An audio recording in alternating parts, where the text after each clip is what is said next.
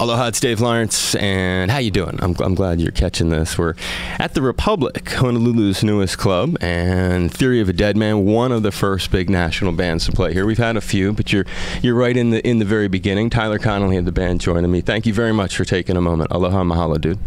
A mahalo for having me on your show.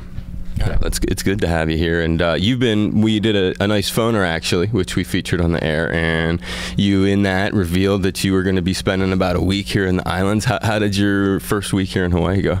It's terrible. It's like sunny, and no, it was great. I did all the touristy stuff. I really did. I've been here once before, and I didn't really do much. I just kind of laid on the beach, but this time I was with a couple other guys, and we pretty much just went around with cameras and did all the stereotypical things probably people do around the island for when they've never been here before.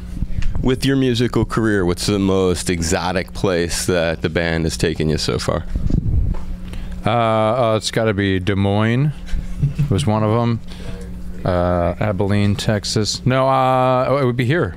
We've never played Hawaii, and this is our last state. This is it. This is the 50th. We played Alaska not too long ago, which we never played before either. So this tour has been great because we've done two states that we didn't know if you'd ever get to. Right, and you told me that's it always feels good when you do that. You did Delaware too, huh? That's a tiny one. Yeah, oh yeah, we've been everywhere. Okay. Man. So you knew you were down to just one state left. Say again? Yes. What about the territories? No Guam, no American Samoa, Virgin Islands, any of that yet? No Guam. Can you play on Guam other than what's there? Is it a military base, an airport? Brown tree snakes. They got a lot of. That sounds awesome. I haven't played Puerto Rico, right? This is a territory. Right. Yeah, I could do that soon. So you're making the rounds. Lucky that we're part of this history-making tour in a way. Where did the album title come from? The truth is. Well, it's the first time we ever. It's our fourth record. It's the first time we ever named an album after a song. So there's a track on the record called "The Truth Is ... and it just kind of went with the kind of the theme of the record. It was for me. It was a time where I just seemed to be very blatant with my lyrics, and some people could call it bitter, but it was I like to call it the truth. Where I like to say stuff that no one else would say. I hear so much stuff on the radio, and it's just. There's too much sweetness and enough bitterness in a lot of people's lyrics, and I think I just kind of say how it really is. And I get a lot of comments about that. How they say, like, you say things in the songs that no one else does. I'm like, I know, because no one else wants to actually say what's on everyone's what's on everyone's minds. So that's where it kind of came from. The truth is just kind of the truth is the songs. There's like some interesting themes on there. I was getting themes of like survival and perseverance in Head Above Water. Certainly, as some of the things you were saying in the phoner, you try not to reproduce yourself. You try to be different, diverse. You kind of keep coming up with different things. Talk a little bit about where that message was coming from. Well, I think we're always looking for new territory, whether it's musically or lyrically for me, and stylistically, and for maybe some fans, it really seems very narrow how we've changed, but for us it is from our first record to now, it's quite a bit. We always try to think out of the box. Songs like Head Above Water it's very optimistic, where and it's not about a relationship for once. There's also songs like We Were Men. That's the first kind of military song we've ever had, which is a kind of a story about how the soldiers come back from war or overseas or whatnot, and have to try to integrate back into society and with their families. And it's just, of course, we don't know how they feel being in a band, but there's a bit of a relatability where it comes to us being on the road and traveling so much. When we go back home, we just feel like we're so out of touch with what's been going on with everyone else's lives, our family and our friends and our kind of like a soldier would be, you're saying. Yeah, without obviously we would never say what they go through is the same, but so it was the first time for me lyrically to write about something like that, which we thought was a bit of a change for the band. Soldiers, big soldier contingent here in the islands. Probably one of the states with the highest amount of militarization in terms of bases and people who are stationed here. Soldiers, logical part of the audience that would like you. Hard drive and hard rock and music. Have you had some personal experiences that have been sort of humbling, getting to touch base with some of those fans? Yeah, we've done a lot of shows near military bases. We have a show coming up that's on a military base in about a week. Yeah, we get like we'll go somewhere and there'll be a bunch of guys that are all drunk and partying, and they're all in the military, and they say, oh yeah, we ship out tomorrow to go to Afghanistan or something like that. And they it's their last night with all their friends or whatnot. So they go party and go to the theater with Deadman, and that's for us it's such an odd, it feels great that we can be there to be kind of the background music for what they're going to go through. But we kind of look at these guys and wonder, hopefully these guys, we never know, hopefully these guys come back, and hopefully we see them at a show a year later and they've seen a lot of different experiences and stuff.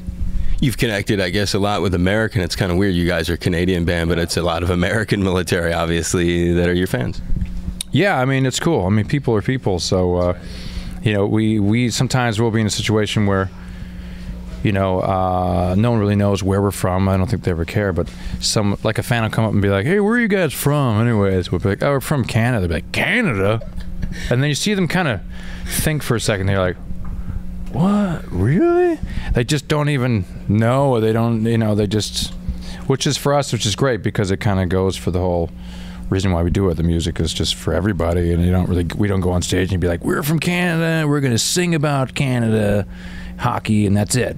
We just tell stories that, human beings can relate to. So that's cool when we can go to Europe or America or Canada or anywhere, and people just relate to our songs, not where we're from. That's a great thing when you say that. It's kind of like with Rush, because they really had the huge American fan base too. And when you were young, was that ever a band that had inspiration too? No, I knew of Rush though. I used to watch them on, their videos on TV. Much Music. On Much Music, yep. And Tom Sawyer, and then as they got on, they got into, I remember that Roll of Bones song. I had like the skull that would rap in the middle of it. I was like, what is this?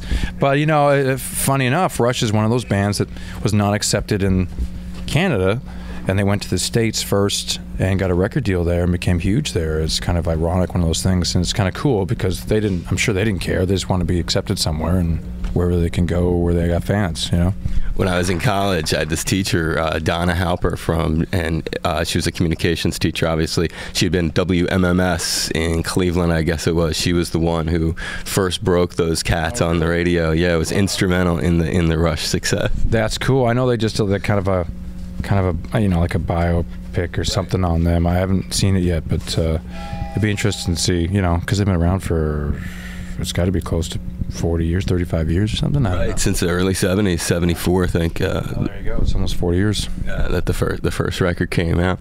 Your wife gets involved. She's credited with songwriting. Christine is her name. Knee-High Fox is the name of the new band, right? It had been Boy. Yeah, she's got a band going on. We're not together anymore. When did that? Oh, that happened a long time ago, a couple of years ago. But we're still friends. We still write songs together, and it's just kind of which is great. It's the best way to, for things to work out, I guess. You write anything for this project? I did. I've written some songs. Yeah. How was it? She's influenced. You still play a lot of the tunes that she influenced and/or are about her.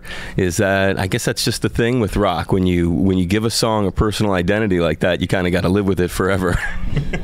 Yeah, it's tough. There's definitely been some songs that have been written about her. Maybe some in a negative, Bad Girlfriend. Bad Girlfriend was about her, and then Bitch Came Back, which wasn't too great. She didn't like that one. But like you said, I can only write from experience, so things can get very personal. I wrote a lot of songs about my mom, and she kind of figured that out. But it's like, what am I gonna do? It's just they get over it. And does your mom, is that something where she's very proud of the experiences that you're now going on and having? Yeah, I would say so. Yeah, I don't know. I don't know if she can relate to what I do. I think she's just probably proud of me. Is it important for you to make her proud? No, I don't think so. I think she'd be. She's pretty laid back. She's I wouldn't say she's like a hippie, but she's really like a cool mom. She's stress free. At least it seems to be. So I don't know. She would just accept me for whoever I was. So that's great about it. Well, what's cool is you had the real rock and roll dad, so she'd obviously be sort of a rock and roll mom to have put up with your pop, I imagine. Yeah, she was. She was pretty cool.